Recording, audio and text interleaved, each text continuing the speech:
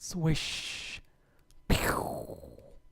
Hey, what's up guys? Malicious Jasper here. Welcome back to a new video. This time I'm going to show you how to do a speedrun of Citadel of Flame Path 1 properly.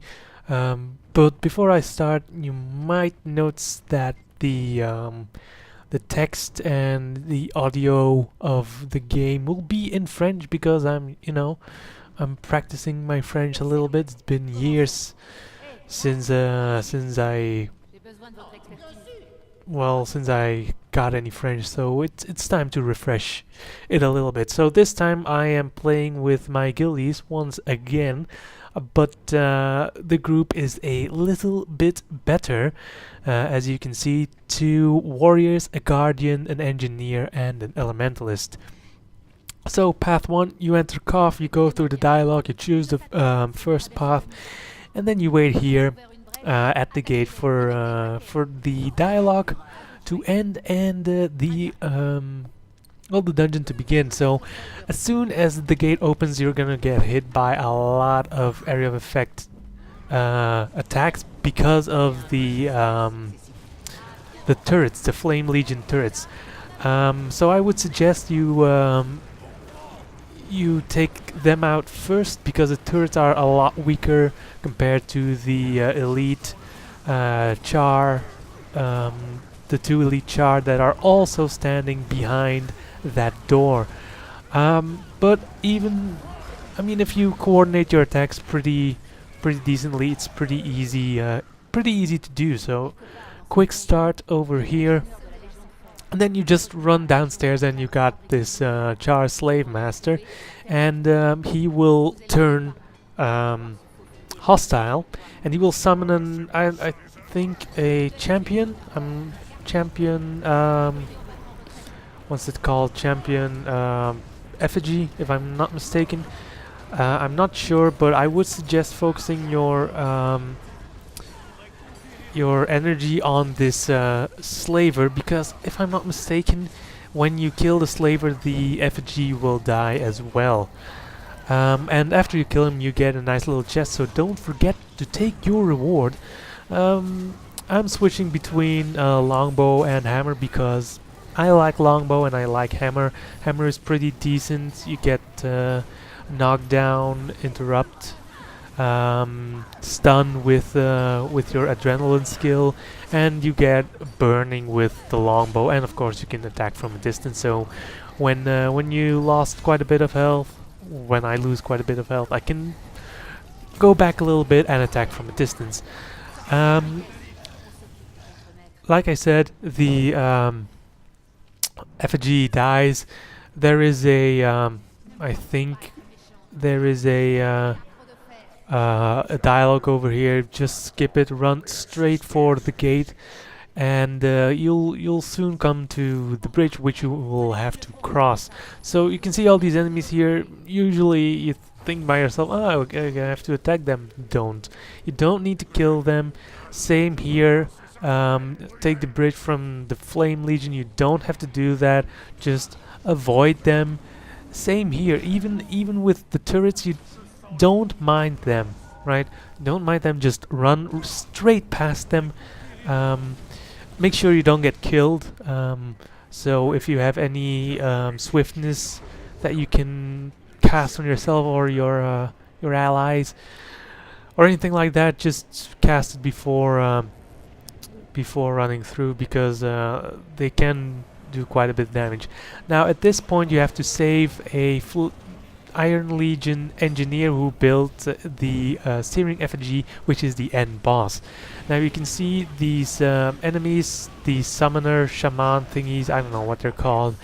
Anyway, they have those two red swords crossed above their character models. So the only thing you have to do is kill them. All the other enemies are insignificant and not important, so you attack a couple of them, then you retreat to the place that I just retreated to. You jump on that rock. Eventually they'll go out of aggro. You run back, kill more of those Flame Legion acolytes, and if necessary, you retreat once again, and then eventually you'll do it final time, killing all of them, and then you saved the engineer. Um, Also, when you save the engineer, there is an annoying part after this, but I'll mention it later. But I think you would that the part with the engineer is the one part where you can lose a lot of time because you have to wait for those acolyte reinforcements. So I think we as a guild, and we're by no means really experienced, I think it took us about 12 minutes to get this done, something like that, between 10 and 15 minutes. If you're an experienced group, you can do this a lot faster. But this is the place where you will lose most of the time, because lose the most amount of time, because if you have to retreat too much, because if you're an experienced group and you can stay alive despite all the enemy Flame Legion pounding on your team, if you can stay alive and keep killing those Flame Legion acolytes, then it will save you a couple of minutes of time. Certainly, I mean at least 2 minutes, something like that. And the next part is something that can screw you over as well. It's the part with the flaming balls of death. When you get hit by those flaming balls, you die instantly. So if you dodge into them, you die. If you get hit by them, you die.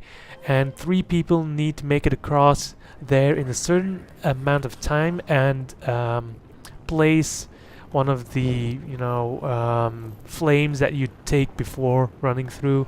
They have to place one of those flames in the three braziers or whatever it is over there, and once you've done that, the gate will open and the balls will disappear. But if you have if your team isn't so skilled in this part and you fuck up numerous times, then you can also lose quite a bit of time there. Now this is actually the chamber before the boss, and what you have to do here is actually pretty easy. There are 4 kind of braziers, and you as a team need to split up. One person has to be near each of the braziers, and then the final person, the fifth player, will have to go through a gate and destroy the gate control mechanism. And once you've destroyed that, then the gate will open, the enemies will disappear, and you will be able to go to the boss. Usually there's still, I think, a veteran enemy or some shit like that, but if you run past him, he will eventually de-aggro and he will go back to where he came from, so he won't trouble you. He won't trouble you too much. Now we're at the boss at the end of the dungeon, and about this boss, which is the important thing to know, is that this boss has the power to summon crystals. They do area of effect damage when you stand near them. They will also knock you down, which is quite annoying. But, and this is the most important part of those crystals, the boss, the champion boss, can destroy them to regain health. So if you keep too many crystals, if you don't destroy enough crystals, he will get back quite a bit of health and you can start all over again, right? So it's important that a couple of people, and by a couple I mean 2, something like that, 2 people need to focus their energy on destroying those crystals. If you don't destroy those crystals and you purely go for damage per second, you might be able to kill it. I'm not sure how much he will heal eventually, but it will take some extra time. It will take a bit longer. So I would just suggest that you keep running around destroying circles or crystals. Keep running around in circles, destroying the crystals. If you have the time, when there are few to no crystals, like at this point right here, then you can stop what you're doing, because you're not doing anything actually, and you can help attack the champion boss. But once those crystals are back, you should focus your priority to those crystals again. And by you, I mean, I'm talking from my point of view right now. I think my team, 3 of my teammates are attacking the champion, doing quite a bit of damage, while I and another teammate keep destroying the crystals, preventing the champion from healing itself. And that's actually a good way to go about it, because I think it takes some time. I mean, the summoning crystal things doesn't... if he summons crystals, he can't attack your teammates. So if he keeps summoning crystals, then he will not attack your friends that are trying to kick his ass. If I'm not mistaken, I could be completely wrong and telling lies, but let's just presume that I'm not lying. And as you can see, it goes a lot faster when you have a team that actually knows what they're supposed to do. And it took us about, let me check, at 11 minutes, at the 11-minute mark of the video, not with my intro, of the video, we were done, and we were by no means an experienced group.